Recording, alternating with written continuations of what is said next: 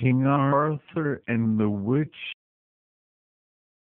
Young King Arthur was ambushed and imprisoned by the monarch of a neighboring kingdom. The monarch could have killed him, but was moved by Arthur's youth and ideals. So, the monarch offered him his freedom, as long as he could answer a very difficult question. Arthur would have a year to figure out the answer, and if after a year he still had no answer, he would be put to death.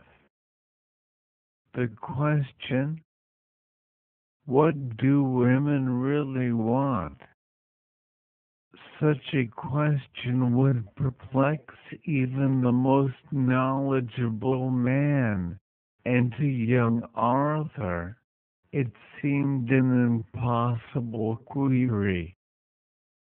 But, since it was better than death, he accepted the monarch's proposition to have an answer by year's end. He returned to his kingdom and began to poll everyone: the princess, the priests, the wise men, and even the court jester. He spoke with everyone, but no one could give him a satisfactory answer. Many people advised him to consult the old witch, for only she would have the answer. But the price would be high, as the witch was famous throughout the kingdom for the exorbitant prices she charged. The last day of the year arrived, and Arthur had no choice but to talk to the witch. She agreed to answer the question, but he would have to agree to her price first. The old witch wanted to marry Sir Lancelot, the most noble of the knights of the Round Table and Arthur's closest friend. Young Arthur was horrified. She was hunchbacked and hideous, had only one tooth, smelled like sewage, made obscene noises, etc. He had never encountered such a repugnant creature in all his life. He refused to force his friend to marry her and endure such a terrible burden. But Lancelot, learning of the proposal, spoke with Arthur.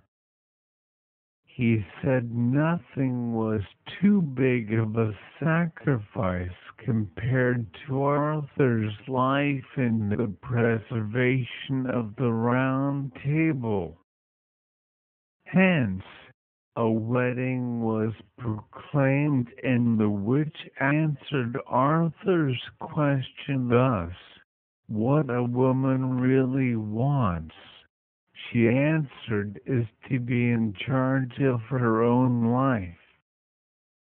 Everyone in the kingdom instantly knew that the witch had uttered a great truth and that Arthur's life would be spared. And so it was. The neighboring monarch granted Arthur his freedom, and Lancelot and the witch had a wonderful wedding. The honeymoon hour approached, and Lancelot, steeling himself for a horrific experience, entered the bedroom. But what a sight awaited him! The most beautiful woman he had ever seen lay before him on the bed. The astounded Lancelot asked what had happened. The beauty replied that since he had been so kind to her when she appeared as a witch, she would henceforth be her horrible deformed self only half the time, and the beautiful maiden the other half. Which would he prefer? Beautiful during the day or night? Lancelot pondered the predicament.